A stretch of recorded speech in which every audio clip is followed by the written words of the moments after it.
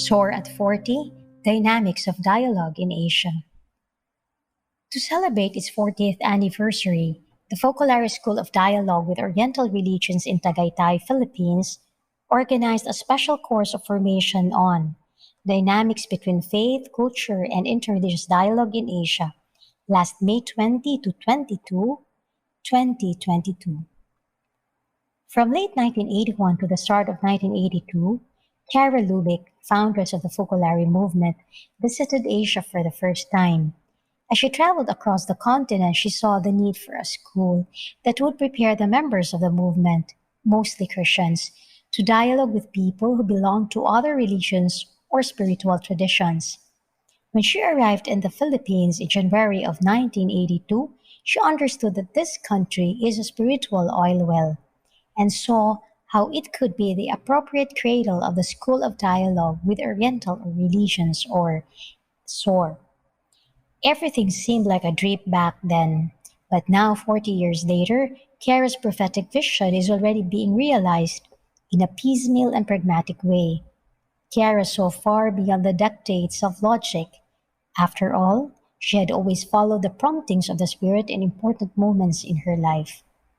To celebrate the 40th anniversary of the founding of SOR, a course of formation on interreligious dialogue was offered to the members of the Focolare movement last May 20 to 22, 2022. The theme was Dynamics between Faith, Culture, and Interreligious Dialogue in Asia. Participation was hybrid.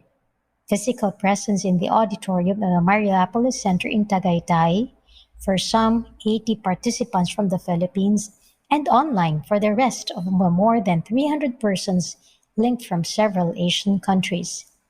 Despite technical challenges, the course turned out to be a fruitful one.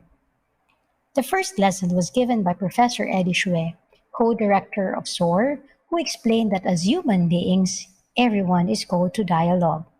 Then the participants were able to enter the world of Asian cultures and the dynamic process and interaction between Asians and the gospel, thanks to the clear and engaging expositions by Father Jose Vidamor Yu, LRMS, professor at the Divine Word Institute of Mission Studies in Tagaytay.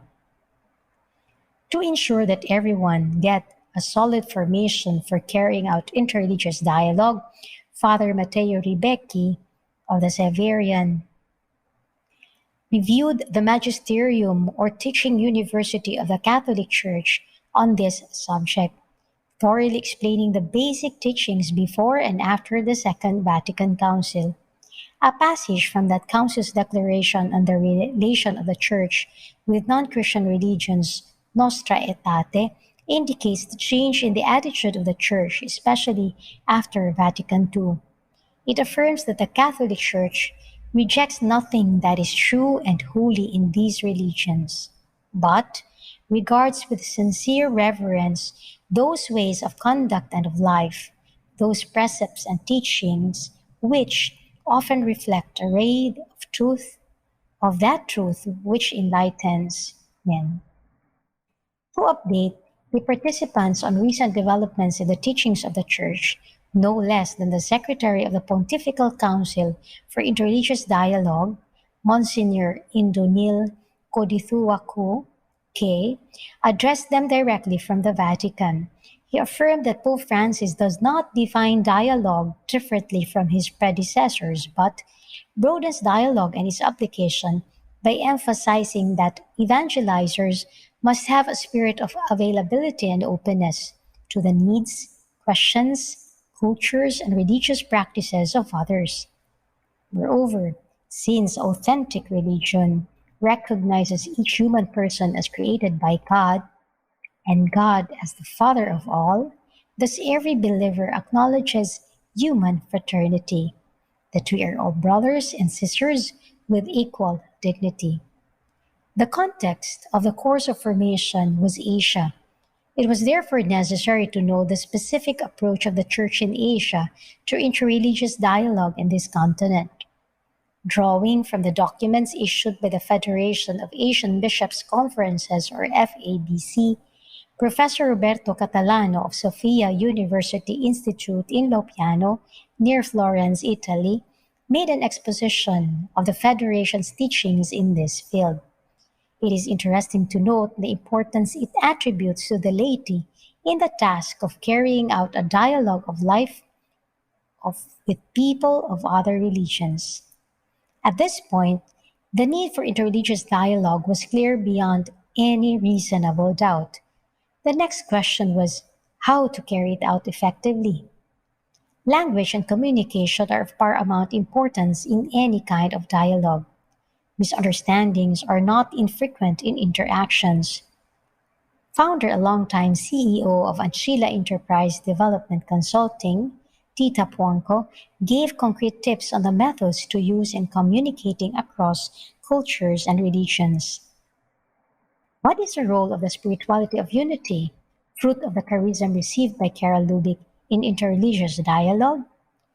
SOAR co-director Dr. Lolita Castillo identified the five underlying principles of Lubick's interreligious commitment. Believers of other religions have discovered aspects of their religious traditions that are parallel to these points of the spirituality of unity, such as God love, the Word of God, Jesus in the midst, Jesus forsaken, and Mary. The spirituality of unity considers interreligious dialogue essential for the achievement of the specific goal, which is the prayer of Jesus, that they may all be one. On the other hand, it facilitates dialogue among the faithful of different religions. 40 years of Source existence generated much enthusiasm and gratitude in the participants of this year's course of formation. The characteristic Asian patience that knows how to wait can be a powerful generator of hope for a more fruitful dialogue between cultures and religions in Asia. Nilda M. Castro.